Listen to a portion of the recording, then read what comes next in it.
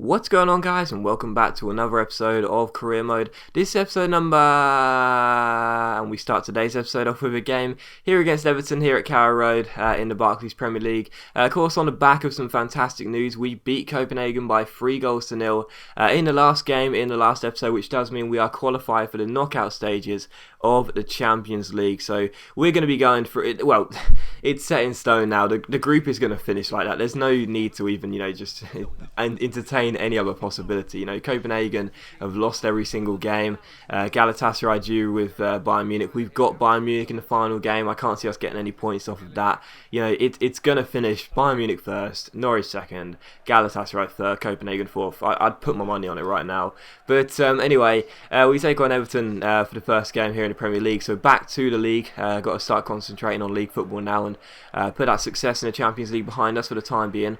And we did take on Everton. And the first chance of the game fell here when Luke Shaw crossed the ball out wide to Nathaniel Klein. A good crossfield ball came to our fullback here. Takes on Magaiga, beats him with the drag back, which I haven't been using too many times this year as a skill move, really, because I forgot you got to hold R1 down for it now. But anyway, crossed the ball in, and Wijnaldum heads the ball past Tim Howard and puts the ball into the back of the net. So 1-0 here, and in the 90th minute here, Townsend eventually robs Osman, and it just bounces off the centre back. I think it was Phil Jagielka, and eventually it comes back to Townsend, and he puts the ball into the back of the net. So Townsend gets the goal, and in a game of very few chances, there were only real 2 chances of note. We took them both, and we got the win by 2-0. So continuing the win streak, which is great. Of course, as I've said, we have been in a little bit of an inconsistent patch of late, but for quite a while now.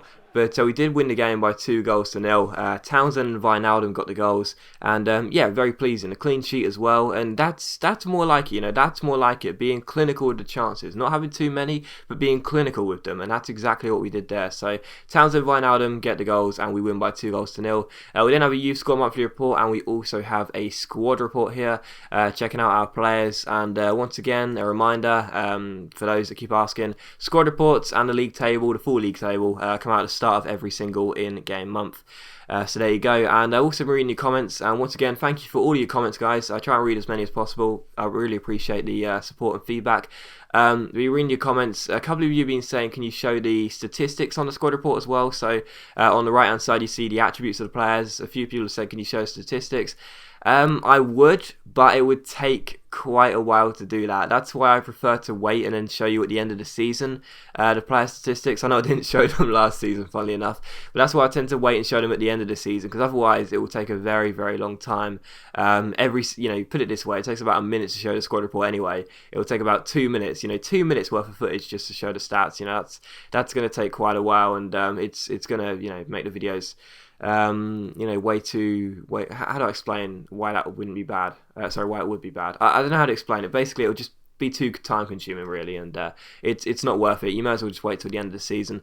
But anyway, we showed a league table there. We're currently sitting at 5th after 15 games, so not great, not too great at all. I mean, we've managed to get ourselves out of the cemented position we were in over the course of the last 2 years, which was 7th place, until the last couple of months of the last season, where we went on a storming run and managed to claim a 4th place finish. We've been typically around the 7th place mark for quite a while during this series, but I think this time last year we were 7th. But, now we're a Champions League club. I want to be back in 4th, I mean, we've still got another half of the season to go. We're only just entered December.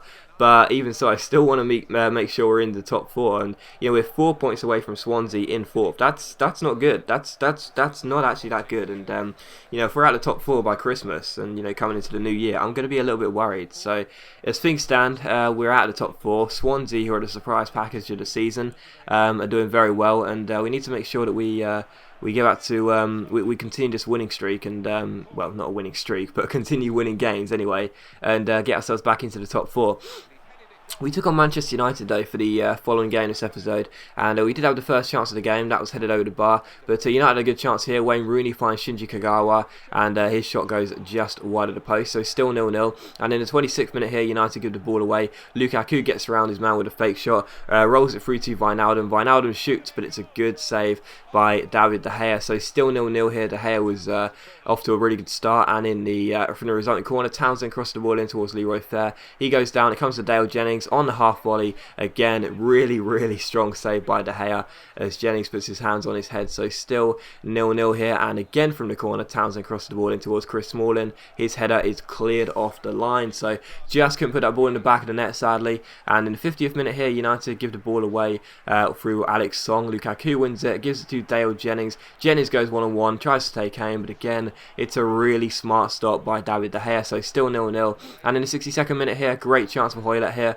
The former QPR man beats his man, goes one-on-one, really strong save by Jack Butland, and it's just dribbled out of play by Corker, it might have been. But anyway, still 0-0 here. And in the 66th minute, however, Leroy Fer goes up for a header and takes a nasty knock. The shot from Wijnaldum was an easy save for David De Gea. But yeah, really, that was just to show you that Leroy Fer got a really bad injury, sadly, and he goes down and he has to get subbed off. We don't see that many times, actually. Last year we used to get quite a few injuries, but this year on FIFA we've been quite well to make sure that not many of our players get bad injuries. And sadly, though, Leroy Fer does get a bad injury and he does have to get subbed off. Ross Barkley comes on for us as our captain goes off, but it does finish 0-0. A really poor game, sadly. Once again, we're going back to the theme of the season, and that is we've had great chances to win the game, but we haven't taken them. And it does finish 0-0. We draw with United.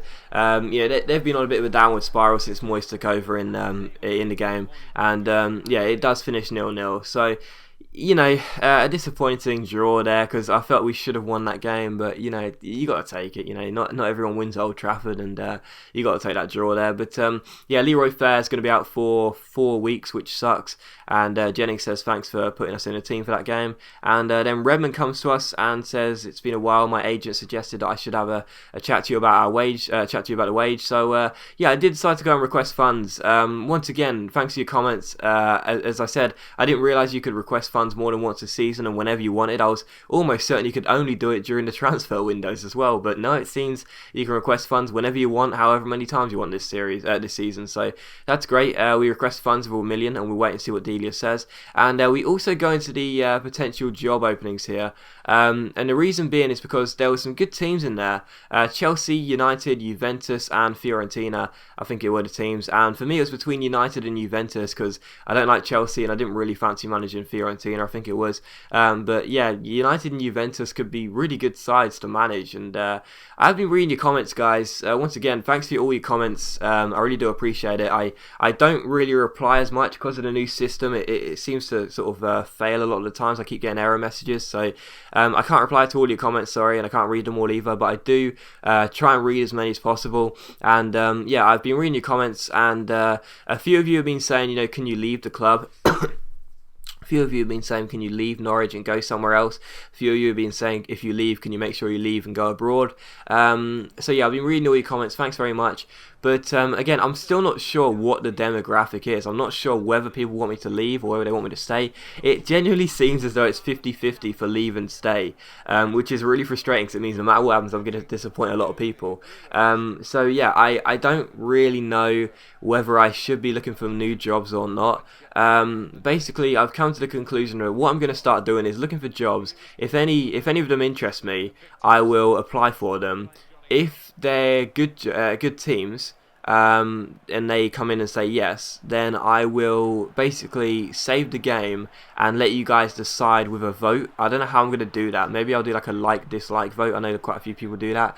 So basically I'll say, let's just say, Arsenal come to us. I'll say like for Norwich, dislike for Arsenal, and after 24 hours, whichever one's got the most, rating. So if there's more likes and dislikes, I'll stay at Norwich. If there's more dislikes than likes, I'll go to Arsenal. And that's how we'll do it. I think that's probably the best way we can do it. So basically, if that's that's probably what's going to happen from now on, because I don't want to stay at Norwich forever if people are going to find it less interesting. So if people do want me to leave, that's what I'll start doing, and I'll let you guys decide whether you want me to go to a new club or not, because again, I don't want to disappoint too many people. I don't want to disappoint the masses, so this way it will cover my back. If more people would prefer me to leave, then at least I can say, well, I was just doing what the majority wanted. So there you go, that's what will happen. I'll let you guys decide on a new club if a club does come in for us.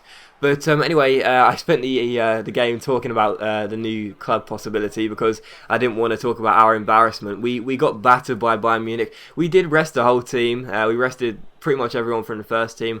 We lost by 3-0. It was over. We weren't going to qualify as top. We were going to finish in second place. So I thought, screw it, rested the whole team. But I didn't think we'd get battered 3-0, but we did. That just shows the clear gap in class between Munich and Norwich. And sadly, we did lose by 3-0.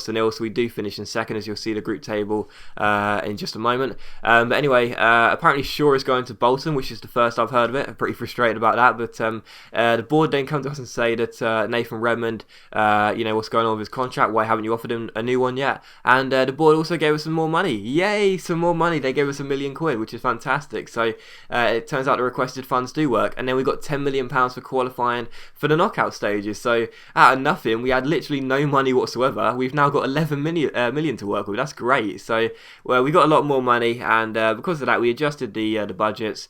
And Redmond comes to us here and says about the contract. So we do go ahead and offer him a new deal. He's going up by 20 grand, which is quite annoying because I don't like to offer my players new contracts if they've got quite a few years left. But oh well, Redmond's going up in terms of his wage, and so is Shaw. He's going up by 25 grand. So they're going to be loving their paycheck increases. So Shaw and Redmond get offered new contracts, and hopefully they'll accept those because it's exactly what they want, and they are first team players. So hopefully they'll accept the new deals, and that's great. And then Juventus come back to us and say that we're not interested in you. So I was like, oh, for goodness sake, don't you want me? Seriously, I'm a great manager.